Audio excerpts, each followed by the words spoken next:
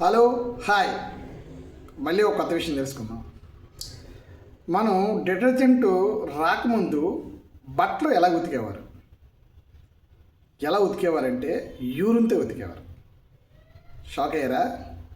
India కాదులేండి, మీరు ఉన్నది నిజమే. యూరిన్తో ఉతికేవారు అంటే దాంట్లో high quantity of the ammonia ఉండడం వల్ల స్టెయిన్స్, తర్వాత గ్రీజ్ మార్కులు అలాంటివి ఏమైనా ఉంటే పోతాయని రోమ్ 19th సెంచరీలో రోమ్స్ వాళ్ళు ప్రజల దగ్గర మొత్తం యూరిన్ అంతా ఒక పార్ట్స్లో కలెక్ట్ చేసి ల్యాండ్రీ వాళ్ళకి ఇస్తే ల్యాండ్రీ వాళ్ళందరూ ఈ యూరిన్లో నానబెట్టి ఉతికి బట్టలు ఇచ్చేవారు అన్నమాట.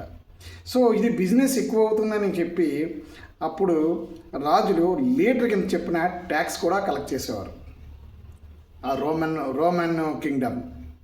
ఓకే, అందుకని ఇక అమోనియా ఎక్కువ ఉందని చెప్పి అందులో బట్ట ఉతికేవారు. ఇండియాలో కాదులేండి, ఇండియాలో అయితే ఇసుక, మట్టి, పోపుకితో ఉతికేవారు. Thanks for watching. ఓకే.